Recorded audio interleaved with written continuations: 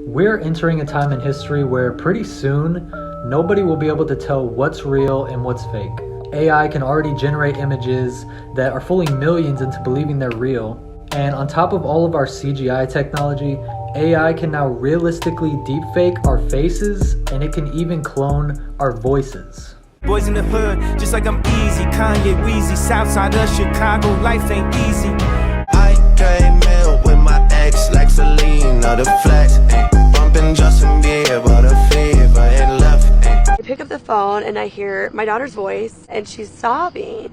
And I was like, what happened? And she's like, Mom, I messed up. And she's sobbing and crying. And then I hear a man's voice say, listen here, I've got your daughter. This is how it's going to go down. And at that moment, I just start shaking. I'm like, what? In the background, she's going, help me, Mom, please help me, and bawling. And you have absolutely no doubt in your mind that that was her voice. Oh, 100% her voice. 100% her voice. It was never a question of, who is this? Or it was completely her voice. It was her inflection.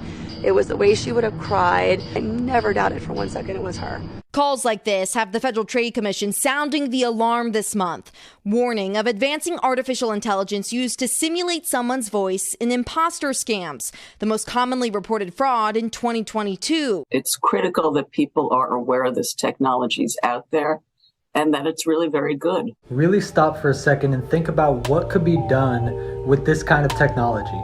Anyone can make videos of anyone doing or saying anything. Everyone's image can be completely owned and controlled.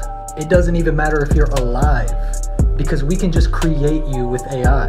Like, truth could be completely thrown out the window. You can sort of see a trajectory develop where within a year or two, it's going to be really hard for a person to distinguish between a real video and a fake video. Dr. Geoffrey Hinton, who's one of the godfathers and pioneers of AI, recently just quit Google, warning the world of the dangers of AI, saying that one of his biggest fears is that the internet will be inundated with false photos, videos, and text, and the average person will not be able to tell what is true anymore.